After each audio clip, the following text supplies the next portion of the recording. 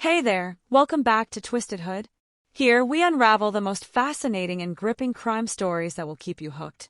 If you're as obsessed with true crime as we are, show some love by hitting that like button, dropping a comment, and subscribing to the channel. Trust us, you won't want to miss the twists and turns we have coming your way. Death. It's a finality we all face. Whether it occurs in the sterile environment of a hospital, the chaotic scene of an accident, or the familiar comfort of home, the cause is usually determined with reasonable certainty. A post-mortem examination, or autopsy, often provides definitive answers, especially in cases of suspicious or unnatural deaths.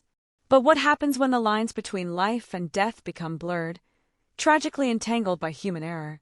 This is the unsettling story of Rohtash, a young man from Jinjanu, Rajasthan, whose journey through the realms of life and death is a testament to the fallibility of the very system meant to protect us.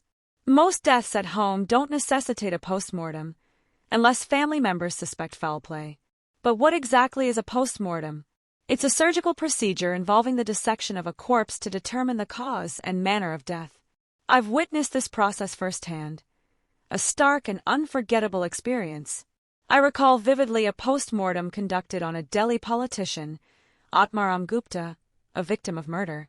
The scene was raw, his body laid bare on a wooden slab, the examiner performing his grim task. A postmortem involves the examination of internal organs, the brain, heart, lungs, and abdominal organs, to uncover the secrets of death. But imagine this.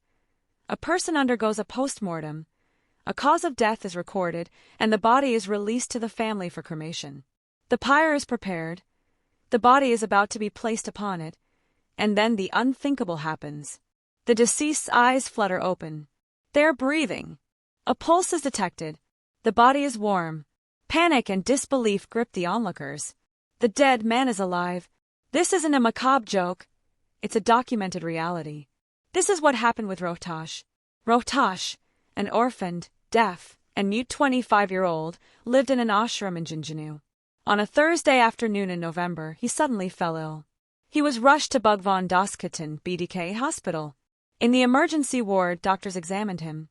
His pulse was faint, almost undetectable. An electrocardiogram (ECG) was performed. Within minutes, at 2:10 p.m., Rohtash was declared dead. No pulse, no heartbeat. The hospital staff promptly transferred his body to the mortuary, placing it in a deep freezer with sub-zero temperatures at 2:30 p.m. For 2 agonizing hours, Rohtash lay frozen, a supposed corpse. At 4:30 p.m., the doctors arrived to conduct the postmortem.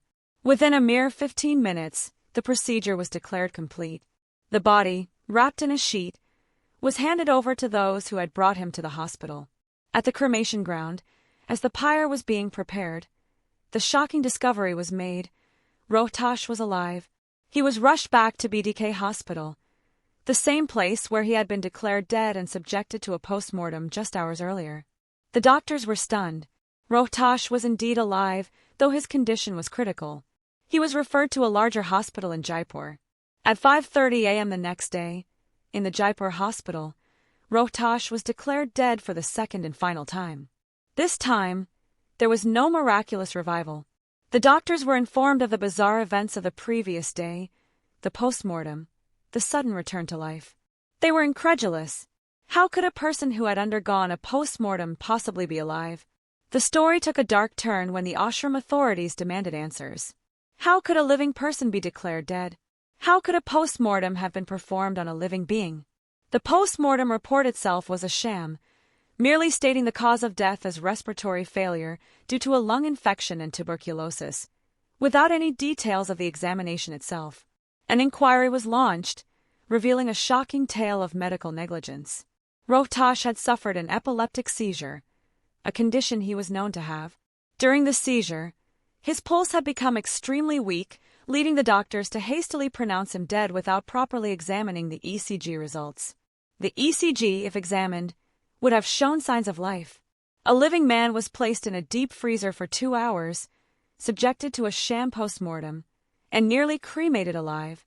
The doctors involved were suspended, a small consequence for such egregious negligence. This chilling incident exposes the potential for errors and malpractice in understaffed and under-resourced hospitals.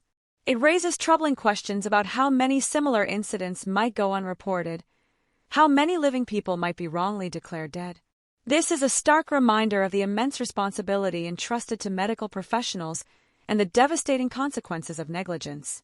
Rotasha's story is not just a medical anomaly, it's a wake-up call, a testament to the fragility of life and the importance of vigilance in the face of human fallibility. That's it in this crime thriller episode. We'll be back soon with more such exciting crime stories.